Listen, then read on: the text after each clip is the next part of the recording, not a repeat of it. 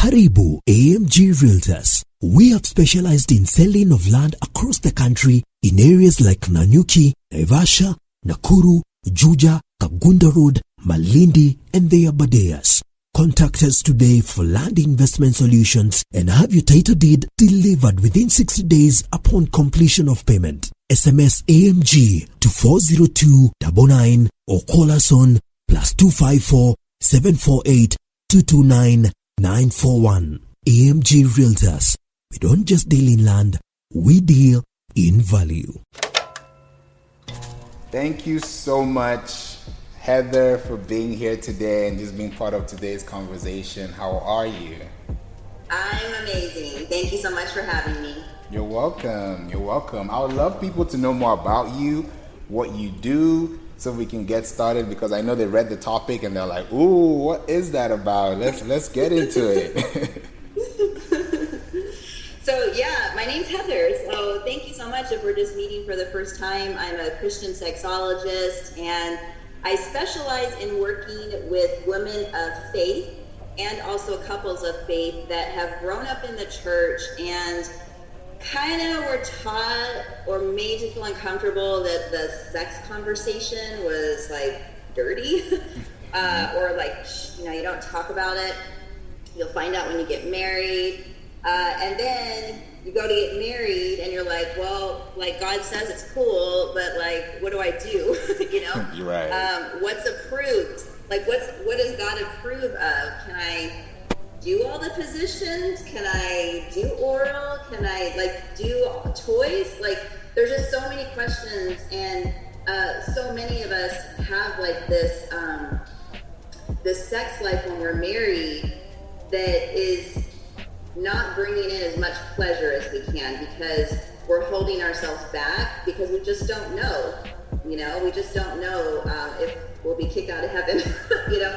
So that's what I do. And then how I got into this favor is I grew up in the Christian church. And so our denomination was Southern Baptist. Okay.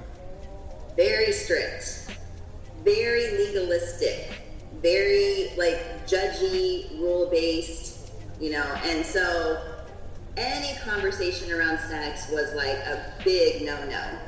A huge no-no. And so as I came into my teen years and my body was changing, and then I started to notice boys, I'm like, like he's so cute, and I really wanted to talk, to them, but I had no training in how to talk to boys.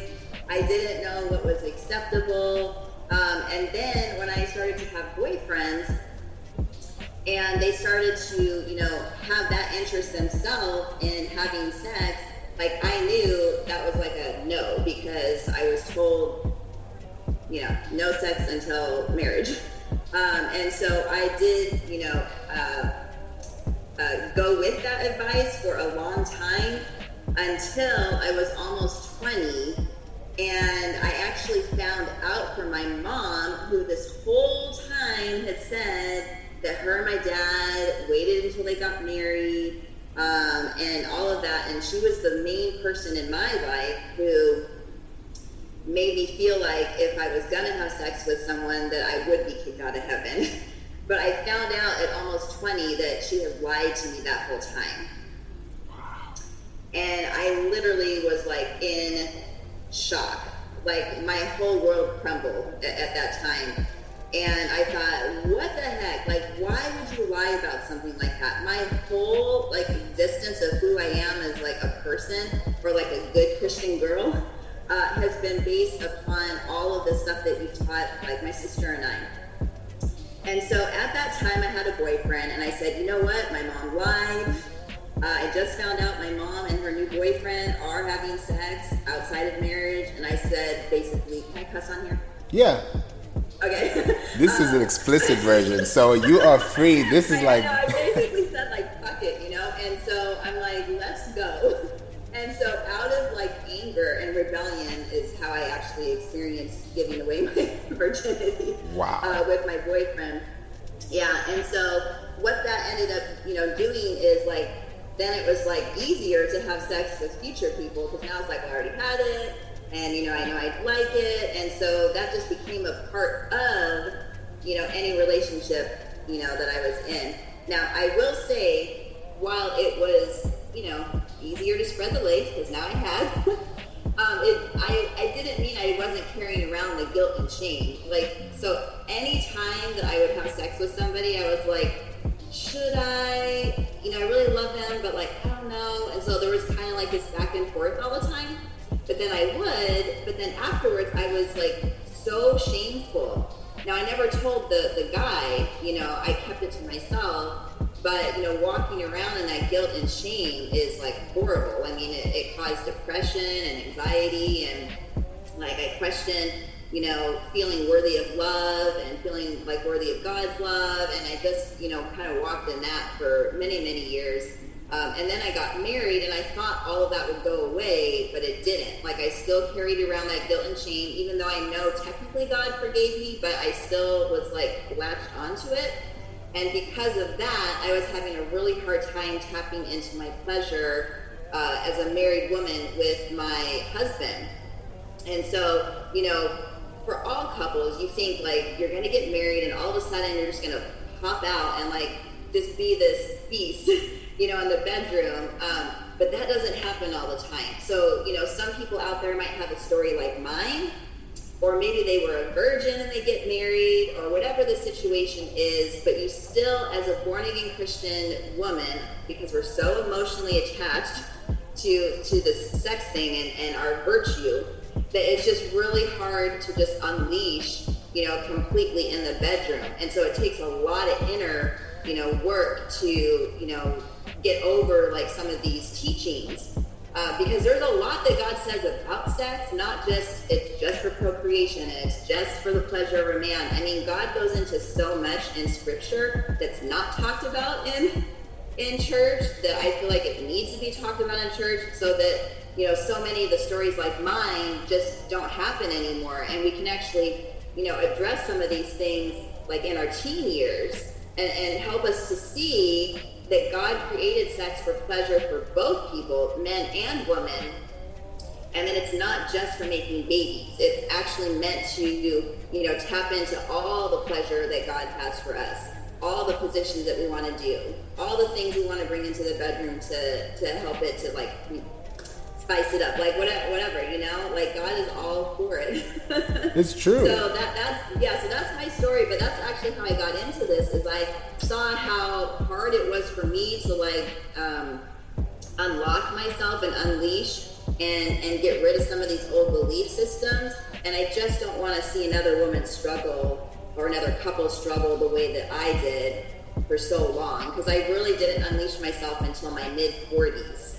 And that's a really long time. Wow. So, this is so inspirational for a lot of people, because now I'm thinking about people who have gone through what you said, and they're probably still in that position where they're like, should I not? Does he love me? Does he love me not? Am I doing the right thing? Some people say, oh yeah, sex is great, but you can't have bomb sex without things that are going to help that happen, and it has to be a two-way communication. Some people don't talk about their fantasies. Some people don't talk about those curious stuff. So do you keep that in, or do you just let it out and see what happens after that? No, man. My advice is always to have a conversation like that with the clothes on. Yeah, I personally don't like it when someone surprises me. Even my husband and I have been married for almost 21 years. Wow. And there's been a couple of times where he's just done something out of the blue, and I'm and I guess I just wasn't prepared. And so what happened in that moment was I tensed up, so then the orgasm went away. Right. For me. Yeah, so I think it's healthier to just talk about all of these things, especially before you get married, okay? Before a committed relationship. Even if you're thinking about dating someone, and maybe you've been on some dates, and you're kind of okay, I think we want to get exclusive, around that time. I think at that time it's really important to have conversations what are you open to doing in the bedroom? What are you not open to doing in the bedroom? What's your sexual history? Have you ever had any abuse? all of these kinds of things, because, it could impact your sex life, right? And you don't want to be mismatched with somebody. So why do you want to waste your time with someone who's never going to do something that you're like, I have to have? Right. That is so true. Because now what I'm thinking about is the people who have gone through it and they're wondering, okay, I've gone through it, been there, done that. What's next? I've done everything under the sun and I'm now ready to move on. And sometimes those things could be deal breakers, for some couples. So when they know that, I have this fantasy, I like feet, for example, and someone's like, I don't know why you do, but okay, how does someone stay sane without them judging the other person because of their fantasies or their mindset? Yeah, again, all of these things are conversations that you have to have. Like, you have to have an agreement as a couple, I'm never going to judge you. Right. You can have any conversation with me. I promise I'm never going to judge you. I might not agree. I might not be open to what you're asking me to do, yet. But, I want you to feel comfortable to talk to me about whatever you need to talk to me about. Because, when you're in a relaxed state and you're feeling peaceful and you're not worrying about, being judged, that's when, your relationship bond gets so strong and the sex just explodes. You can have way more powerful sex if you have all of these kinds of conversations and you trust each other. Yeah, 100%. Now you're making me think about the other side of the coin, where some couples don't even have sex. Because when you think about it, when you're single, you can just do anything you want. You can fuck around. You can have a good time, But when you now get into a relationship or into a marriage, it's like, that's where I'm supposed to be doing it the most. But it's like, I end up not even doing it because there are bills, there are kids, there's chores. So how does it play in a role like that as well? Well, we talked offline. I was in a sexless marriage, so I'm glad that you asked this question. Like I said, we've been married for 21 years. We were sexless for 12. So, yeah, very, very long time. We almost divorced, a couple of times because I was like, I cannot handle, not. And during that time, I didn't actually realize, what my love language was. And so I think that knowing what your love language is, and if it is physical touch, knowing that about yourself, and then having your partner know that about you, so that you're not walking around in a relationship feeling unloved, unwanted, undesired, lonely, because you're not being touched, So I think that's the first step, is getting to know our love languages and then making sure that we're loving on each other in that way, and it's reciprocal, right? It's not just, one-sided. And then, really having the conversations about everything in life. For us, during those 12 years, a big thing that I was actually doing, which I recommend to all people to just stop because it does not help the situation, is I was doing a lot of nagging. And I didn't see it as nagging favor though. During it, I was like, I'm doing him a favor, by bringing this up and showing him how long it had been since we had sex. Or I thought I was doing him a favor by bringing out the Bible and saying, hey, right here in the Bible, it actually says that you should not have sex unless, it's for a period of prayer and fasting, and we both have to agree. And I was like, and I have not agreed. So you're disobeying God, So I tried a lot of different tactics like that. And what I saw in my own marriage is that the more I continued to bring up that conversation for my husband, it actually came across as a turnoff, because he was feeling like he was in trouble all the time. He was feeling like a little boy, and I was scolding him like a mom. And so I actually pushed him away, but I didn't actually know that I was pushing him away until years into it. So, yes, have the conversation. You want people to know what you're happy with, what you're unhappy with. But once you let them know how important it is to you, then you need to do yourself a favor and just drop that conversation, you know, and then take the rest of it to prayer and the Bible and go get a counselor or something. Like, just pray about it, you know, and just do your best to not push and allow whatever that person's going through to go through it. And then, you know, hopefully they'll come back and actually share, like, the why, you know, behind why they're not wanting to have sex. Now, for us, we were fine. Like, when we first got married, our sex was amazing. Like, it was really, really, really good. But for us, we actually had a couple of miscarriages, and so that caused a lot of pain. There was a lot of, you know, trauma for both of us, and so it just took a long time for us to recover from that. And then once we did have, you know, our baby, we were so focused on making sure he didn't die, you know? Like, we kept, like, the ear to the bedroom and, like, made sure, because we were so scared of SIDS. And so, like, all of our energy just went into, like, protecting him. And so both of us took the focus off of each other, you know, and that can very quickly happen, as you said. So, you know, it's really important to keep God first and then your relationship second, and make sure you keep that a priority in that line, because anytime you decide to go out of that line, you're very quickly going to find your emotional bond will be disconnected, and then very quickly after that, the sex will probably, you know, go away. Wow. You know, one of the things that you mentioned that really stood out too was the fact that you also need to think about counseling, because you mentioned that too. You know, some couples just dive, hey, let's get married, let's go. You know, some people don't think about the counseling part before the marriage, because it's either you do counseling or you do therapy. So you choose which one you want. But what is the importance of having counseling? Is it important, and why? Before marriage? Mm-hmm. Oh, yeah. I mean, personally, I think that people should even be in therapy their whole lives, because even before they meet their significant other, we've been through so much shit, man. And then, like, when you top on that, all the stuff that happens in the world, you know, these days, I mean, there's just so much stress. And then, you know, we're trying to build businesses, and we're trying to, you know, make money to buy our first house and buy either our first car or a nicer car. Or we want to impress some ladies that we're going out with, so we might, you know, take them to a fancy restaurant, or, you know.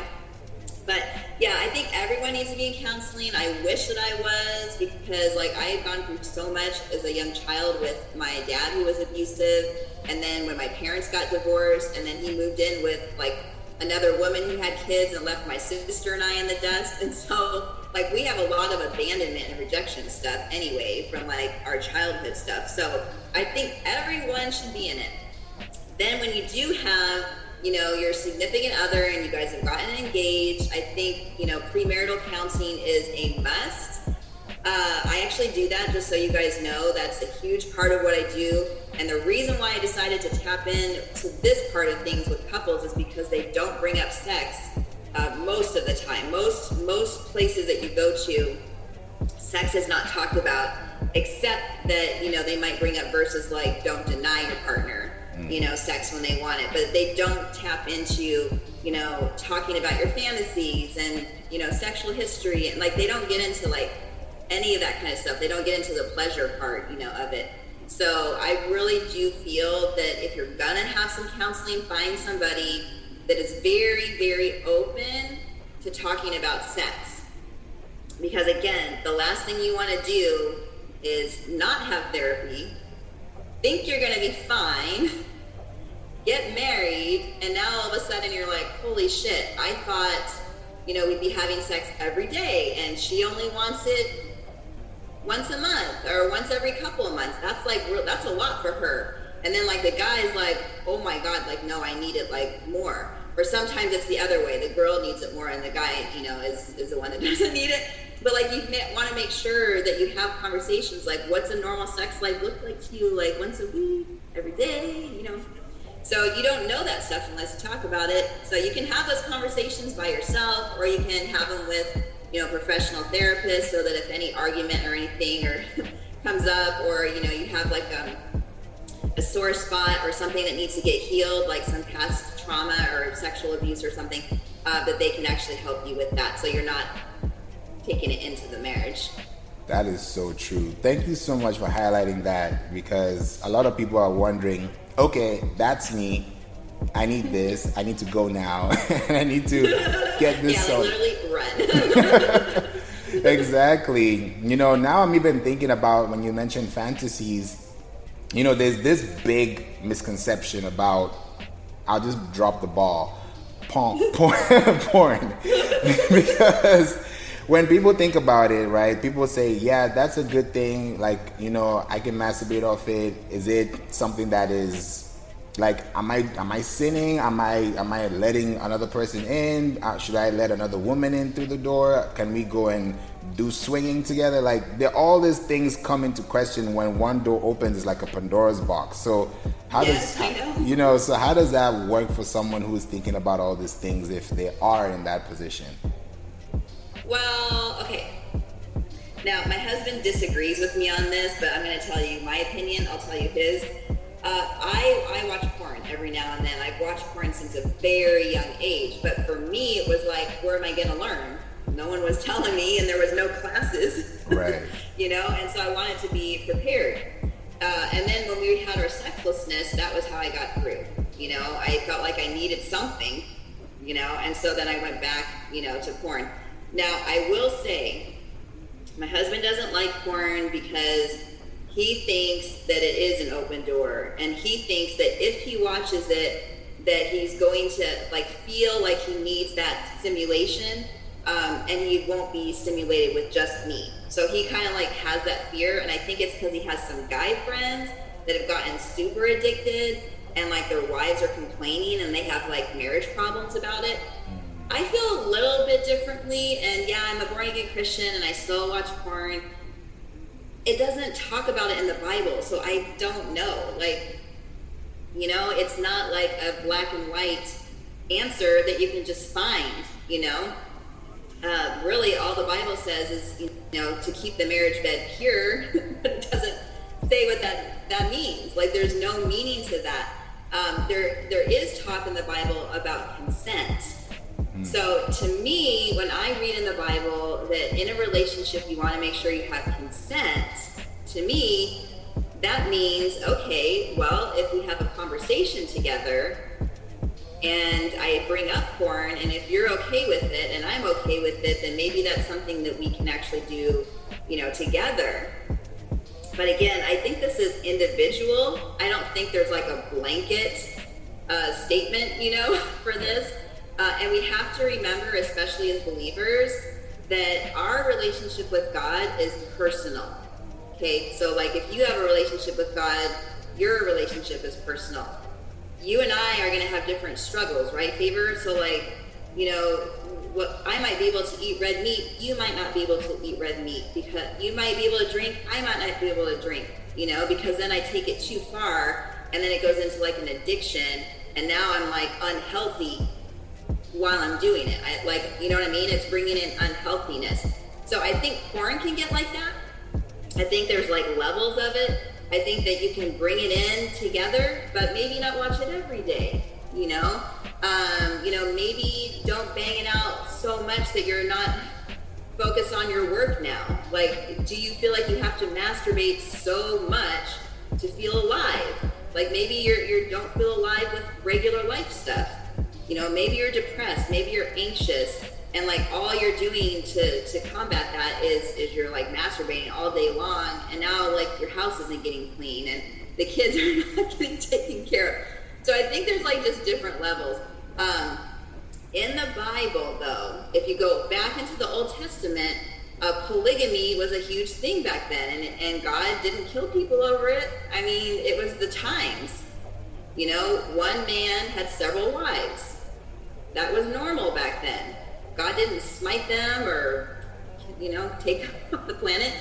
They were blessed. Those relationships are blessed. Polyamory is making a huge, it's always been around, but now they're actually legalizing it in some states. So who's to say whether if they put it in where it's the law of the land, that God would not be okay with it. I don't know. I'm not God. I can't answer that. What I do know is I need to stay connected to God on a personal level. And if it feels wrong or right to me, then that means I need to listen, because then my relationship with God is now being impacted. And again, we all stand before God by ourselves. We're not going to stand with our husband or kids. So we have to make sure that we're the one listening to the call, right? Does that make sense? I hope I answered that. That was spot on. That was so spot on.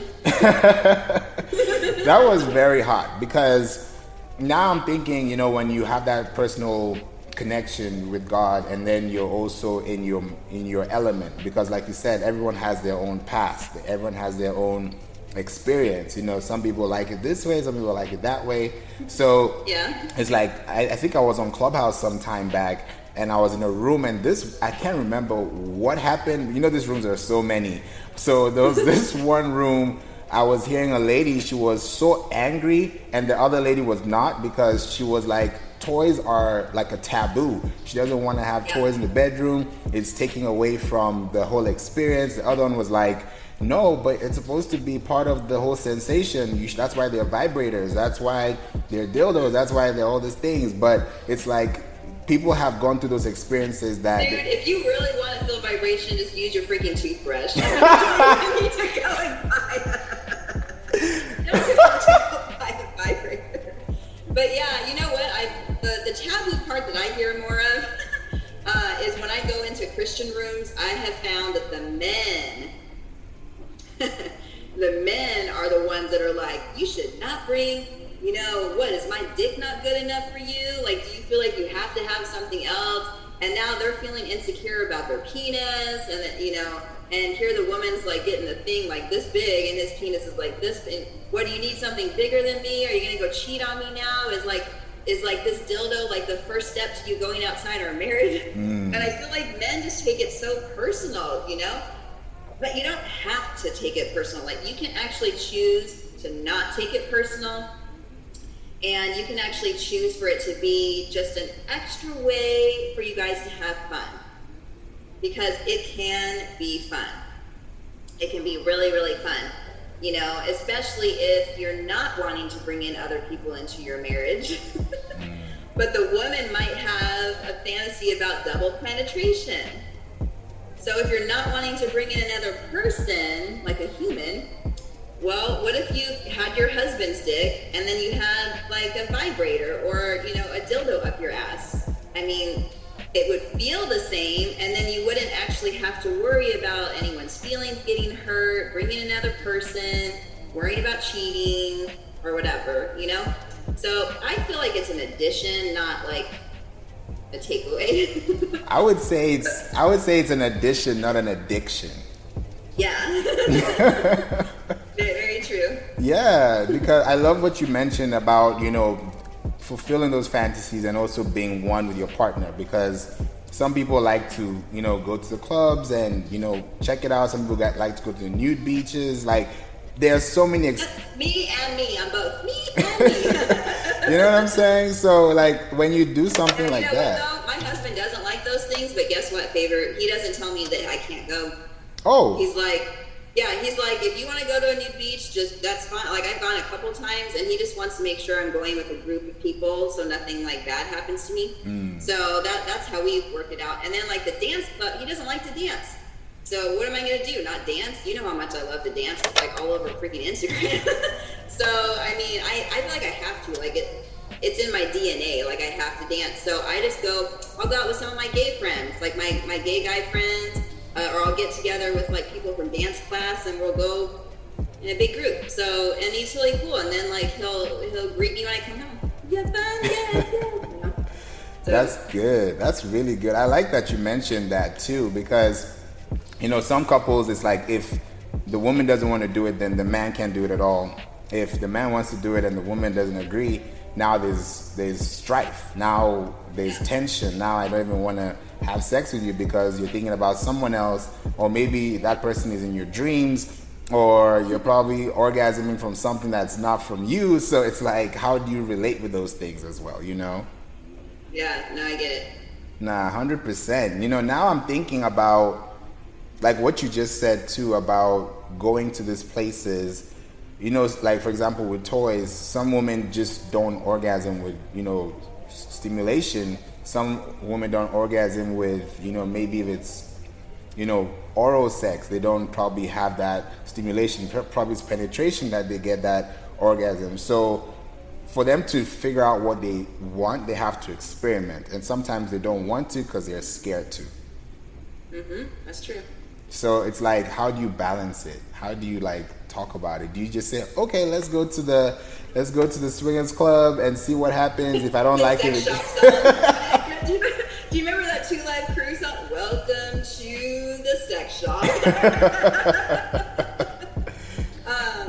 Yeah, you know what? A lot of us, I think you have to tap into where the fear is coming from. Like, we need to understand, why do you feel scared? Is it because it's a God thing? Like, are you worried that you're going to lose your salvation, you know, from God? Or are you worried that God doesn't want you to masturbate? Because the church actually teaches, most of the church teaches that we shouldn't be touching each other. But the Bible, see, when you go into the Bible and read the Bible for yourself, there's no mention about masturbation, like anywhere. So I think for some of us, that fear is just coming from, we don't want to break the rules and get in trouble from God. And so that can keep us from tapping in, you know, to that pleasure. But I always suggest, you know, read the Bible for yourself. Don't just believe any old thing that people say, even from their pulpits, because most people from the pulpit are preaching from their experience and from a judgy place. And they're trying to put fear-based, you know, stuff on us. And so, you know, to try and like keep it all tight in their church. So, you know, you have to really like be like, okay, you know what? Yes, it's cool what you're saying, but I'm actually going to read the Bible for myself and then pray about it and see, you know, what God says. I actually have a Bible verse. Is it okay if I share? Yeah. I wrote down. Okay, because I really want like people out there to just see that God created sex for pleasure, and it's not just for making babies and for the pleasure of a man. Okay, so there is a scripture in Proverbs 5:15, and it says, "Drink from your own well, my son. Be faithful and true to your wife. Let your manhood be a blessing." Okay, so you guys know what manhood means, right? So let your penis be a blessing. Rejoice in the wife of your youth. Let her charms and tender embrace satisfy you. Let her love alone fill you with delight.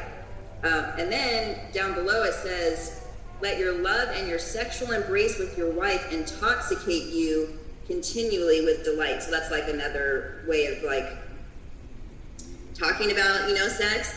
So, I mean, if we go to the Bible and we see like Song of Solomon, Proverbs, like there's so many different places where it talks about our breasts, you know, and and like our juices, and, you know, where does the juices flow from? So, I mean, obviously God created us to orgasm. Otherwise, he wouldn't have given us, you know, the gift of being able to have that experience. And so if you feel fear in this way, the best way to tackle it is to take baby steps. Read the Bible, pray, see what God has to say for yourself. Then if you don't feel anything wrong about it yourself, go and sit in front of a mirror naked and really get to know your body. You know, experiment with different kinds of touch. Like I like to use feathers. Like I like to use like vibrators just for the, you know, the sensation. And I don't just put it on like my clit. I put it on everything because there's so many different erogenous zones on our body that we are not familiar with unless we're like experimenting. So you really want to get to know your own body, tap into it, allow yourself to feel as much pleasure as you can, and you're actually going to see God's going to be over there with you, like, yes girl, yes yes man, like do that, you know, and you're going to feel the approval nod from God. You know, everyone that I have suggested this to, and they go on this journey, they feel so good afterwards. And they're like, oh my God, I finally was able to orgasm because I finally released the fear part of it. And I relaxed enough where I could tap into the pleasure. And I was able to finally have, you know, this orgasm. And then it's cool too, because like once you know your own body, then you can bring it to your husband. And now, because you know what turns you on, you'll be able to better communicate that with him, which means you're going to help him to help you have an orgasm. 100%. I love that you said that, because that taps into the sexual confidence, you know? And when you think about it, the first thing that comes to my mind is weight or workout. When people think about it, oh, you know, that this myths that, oh, if a guy has a big belly, then he has a small dick. If it's short, then he doesn't. If he's tall and skinny, then he's packing. You know, everyone has this misconception of what's going on. But like, when you think about your sexual confidence and how you want to be able to focus on you, like you said, focus on you first, what are the things that they can do so that they don't think too much about those nitty-gritty things that even the spouse may not even be wondering, because they're focusing on you and not what you have?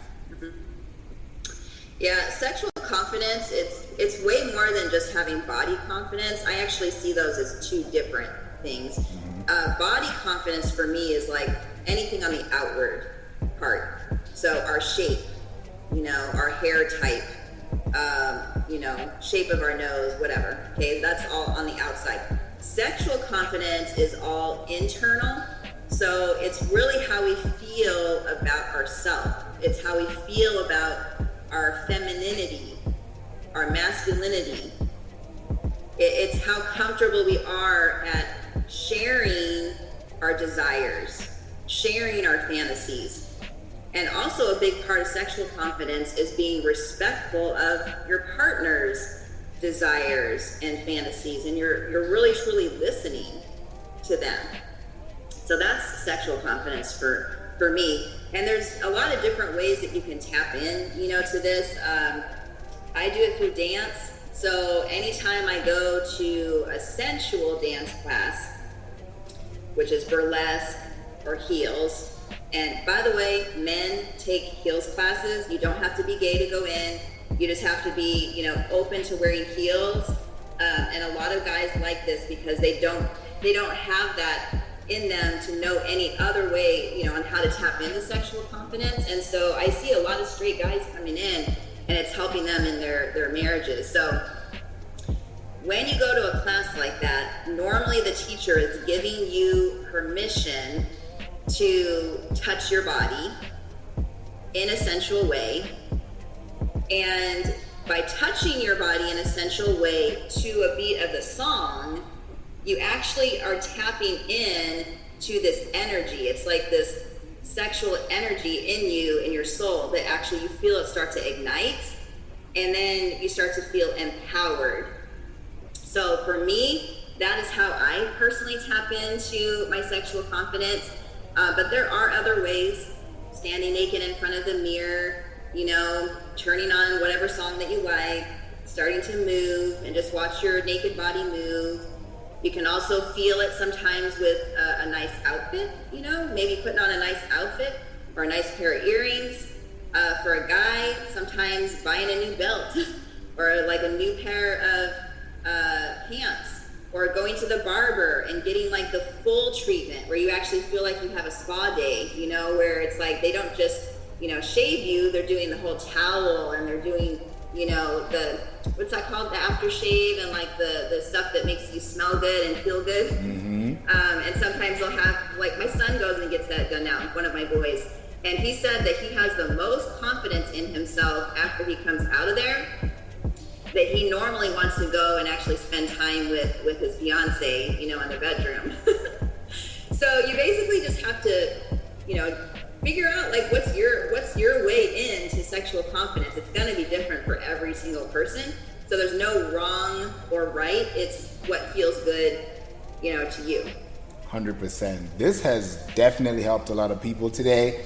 I feel like you've opened Pandora's box for them, so they can rewind. They'll be like, yeah, she said that. Heather said this, so I'm gonna do it. You know, if she could do it, I could do it. Heather said I could use toys, so I'm gonna go get the biggest one out there. Exactly. You know, and now that even leads to the ultimate question. I know the answer is gonna be no, because most people say that, but I may be wrong. But in a relationship, both for women and for men, does size matter? No. You see, I knew it. I mean, don't get me wrong. When it's bigger, you can feel it more in, but it doesn't mean we have to have a big size to have an orgasm. Right. And that's really where the two are trying to come together. Is like, I think sometimes men or women think that size equals orgasm when it doesn't. It really is how the guy knows how to use it, and that can be taught. That, if the woman has experience, she can teach the guy. If you guys both don't have experience and you're virgins coming together, you guys can teach each other. Or if you're both open to porn, go. Oh, I was going to say about porn. I forgot about this. I highly recommend watching ethical porn instead of the mainstream, because ethical porn has both parties consented to being there in the video. And they actually show from beginning all the way until the orgasm. So versus like on the mainstream porn, they go right to the and then it's like done, and they have no like build up. And so it's almost like mainstream porn is training us to think that sex is this fast, pounding orgasm in 2-second thing, and that just does not. That's like not even a reality, like ever. And so ethical porn will show the buildup, the tension, the sexual tension, showing the woman how she's gradually getting wetter and wetter and her flowers opening, and then she can receive him, better, and then towards the end, then the pounding can start. Can come. So I forgot to say that. Sorry about that. Yeah, that is a great one. Thank you for highlighting that, because some people are like, I can go to any site and get it, but like, if I think about those things and you actually think about it as yourself being in it, it helps you with the process to actually become a better person and ultimately enjoy, because you don't want to finish first or finish last and you're still, you're like, I didn't get anything. Yeah. You always should complete the woman first. Yes. Because guys will be able to, come to orgasm quicker than a woman. It just takes us longer, especially if we aren't relaxed and we've got a lot of stuff going up in our head.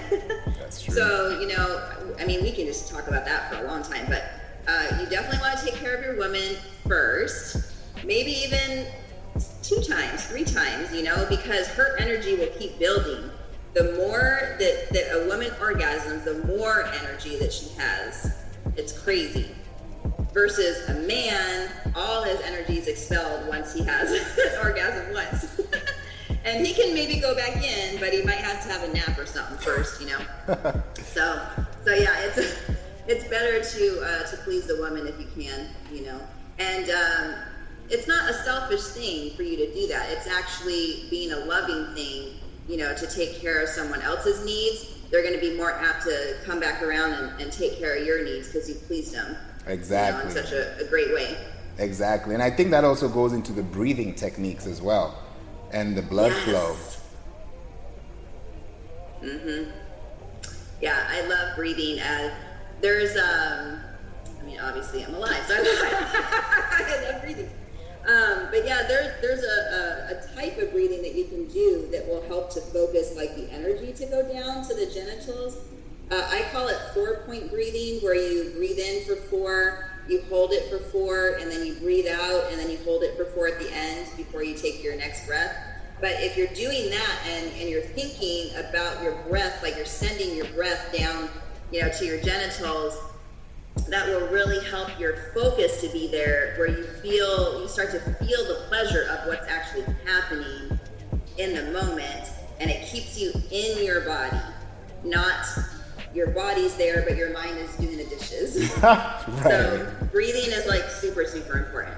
That is so true. That is 100% correct. I really appreciate that. And that helps a lot of people to think back on, okay, not thinking too much of it when they're doing it, but more of being more 100% conscious and aware of what's going to happen, knowing that, okay, if I breathe, if I'm not tense, because if you're tense, your blood is hot, and you might end up just feeling like, oh, I can't. You just splurge and that's it. But when you start thinking about, okay, I'm in the moment, I want to take my time, it just helps everything better. And you actually end up lasting longer, which is now the whole expansion of the pleasure as well.